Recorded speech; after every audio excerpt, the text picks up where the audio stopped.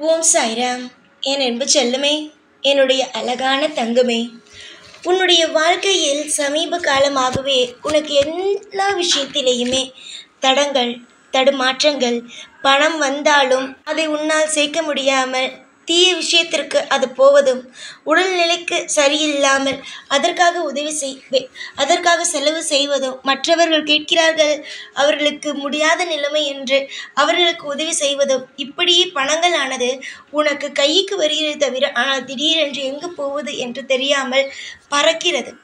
அதே போல வீட்டில் எவ்வளவுதான் நல்ல காரியத்தை செய்யலாம் என்று முடிவெடுத்து ஒவ்வொரு விஷயத்தையும் செய்யலாம் என்று முடிவெடுத்து செய்ய யோசித்து வைத்திருந்தாலும் யோசிக்கத்தான் முடிகிறதே தவிர உன்னால் எந்த ஒரு விஷயத்தையும் செய்ய முடியவில்லை. எப்பொழுதுமே எல்லா நேரத்திலும் ஏதோ ஒரு தடங்கல்கள், ஏதோ ஒரு தடுமாற்றங்கள். மனமானதோ எப்பொழுதுமே உனக்கு பதட்டமாகவே இருக்கிறது.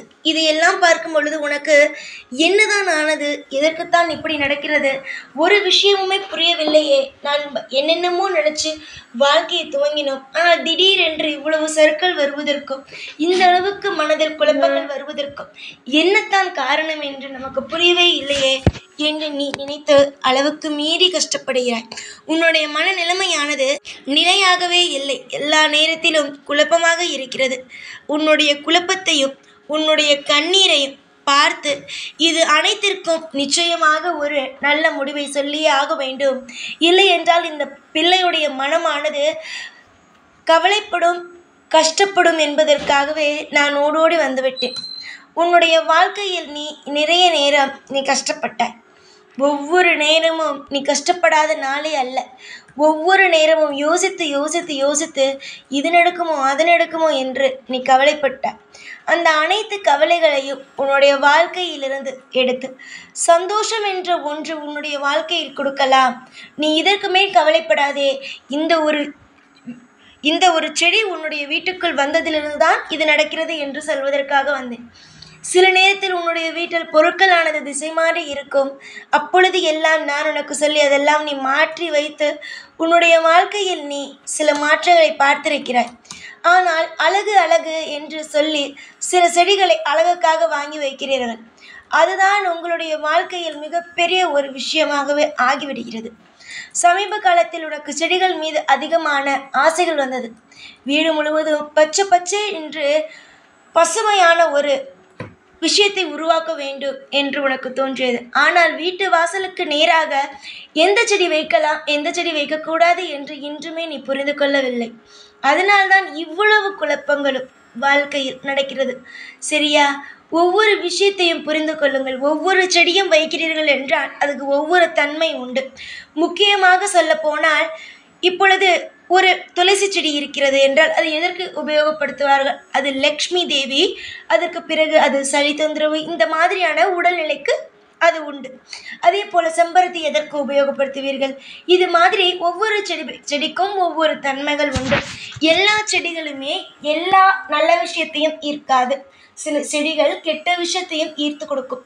நேர்மறை ஆற்றல், எதிர்மறை ஆற்றல் இரண்டு இருக்கிறது அல்லவா? அதில் நேர்மறையானது எது இழுக்கும், எதிர்மறையானது எது இழுக்கும் என்று உங்களுக்கு தெரிய வேண்டும். அதுபோல ஒவ்வொரு செடிக்கும் ஒவ்வொரு தெய்வங்கள் இருக்கிறது. அந்த தெய்வத்தின் படியே நீங்கள் செடியை வைக்க வேண்டும். வாசலுக்கு அழகாக இருக்கிறது என்பதற்காக இந்த அழகு சார்ந்த செடிகள் பூவே பூக்காமல் வெறும் இப்பொழுது அழகுக்காக நீங்கள் வைக்கிறீர்கள் பார், அந்த செடி வாசலில் வைக்கவே கூடாது. அது உங்களுக்கு அதனால் எந்த ஒரு பலனும் கிடையாது. அது வைக்கும் பொழுது நேர்மறையான ஆற்றல் வருவது கிடையாது, எதிர்மறையான ஆற்றல் மட்டுமே தான் வருகிறது. முன்பைய காலத்தில் எப்படி இருந்தார்கள், இப்பொழுது நீங்கள் எப்படி இருக்கிறீர்கள் என்பதை ஒப்பிட்டு பாருங்கள். முன்பெல்லாம் யாருடைய வீட்டு வாசலிலேயும் எந்த செடியும் இருக்காது.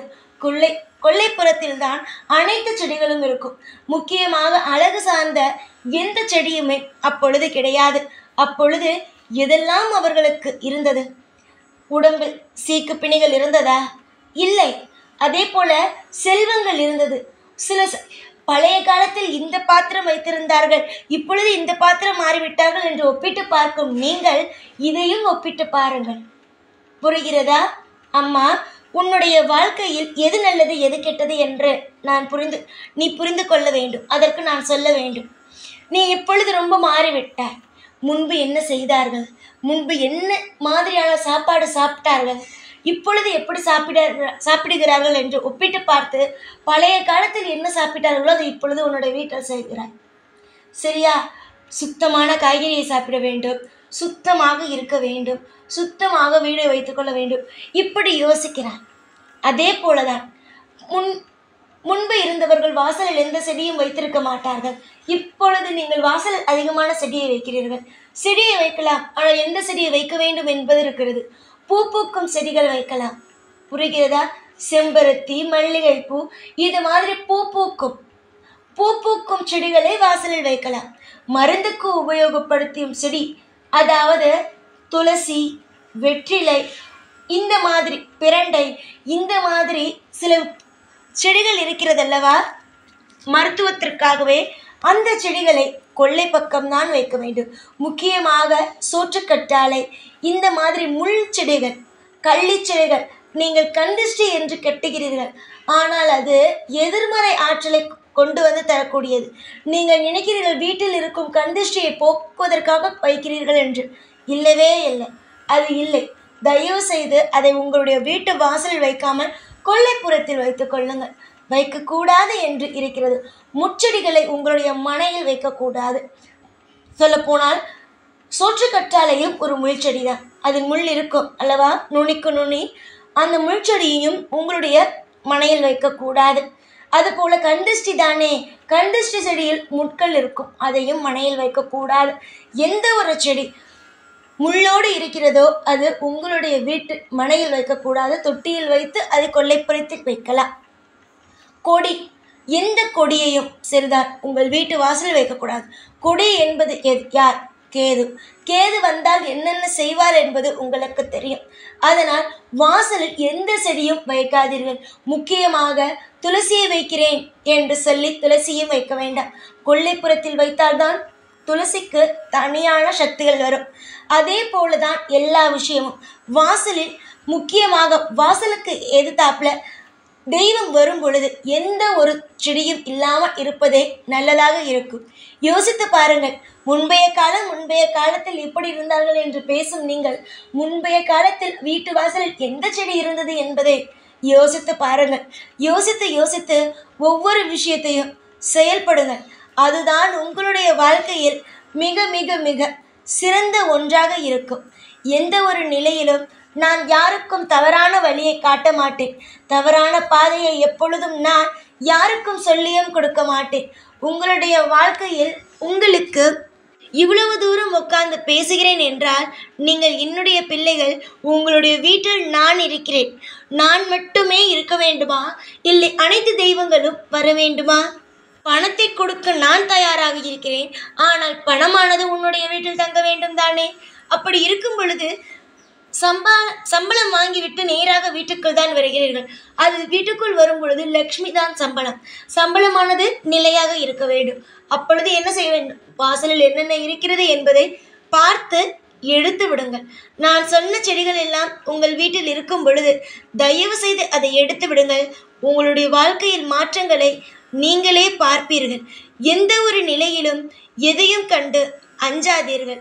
உங்களுடைய ஒவ்வொரு நிலையும் நான் புரிந்து தெரிந்து வைத்திருக்கிறேன். உங்களுக்கு எந்த ஒரு குழப்பமும் வராமல், எந்த ஒரு நிலையிலும் நீங்கள் தடுமாறாமல் நான் உங்களை பார்த்து கொள்வேன். இப்பொழுது கூட நான் ஏன் ஓடி வந்தேனால் உன்னுடைய வாழ்க்கையை நான் காப்பாற்றுவதற்கு. உன்னுடைய வாழ்க்கையில் நீ சீரும் சிறப்புமாக செம்மையான ஒரு வாழ்க்கையை வாழப்போகிறாய். அதற்காக முன்பே இதை நான் சொல்லிவிட்டேன். ஆனால் எந்த ஒரு விஷயத்திலேயும் தடங்கள் வராது, தடுமாற்றங்கள் வராது. எல்லாவற்றையும் அழகாக சுத்தம் செய்து வை. வாழ்க்கையில் இன்பங்கள் தானாக வந்து உன்னுடைய வாழ்க்கையில் குடியேறும். நம்பிக்கையோடு இருங்கள்.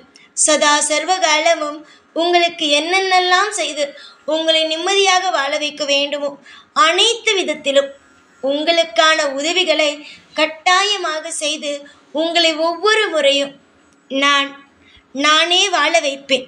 பொறுமை மட்டுமே ஒரு மனிதனுக்கு தேவை. பொறுமை இல்லாதவன் வாழ்க்கையில் எதையும் சாதிப்பது கிடையாது.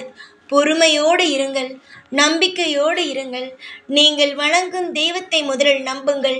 தெய்வங்களானது நிச்சயமாக உனக்கு ஒரு நாளும் கைவிடாமல் உனக்கு ஒவ்வொரு நாளும் எதெல்லாம் நீ தவறாக செய்கிறாயோ அதெல்லாம் திருத்தி உன்னுடைய வாழ்க்கையில் உன்னை மேலும் மேலும் அழகான ஒரு இடத்திற்கு கொண்டு செல்லும்.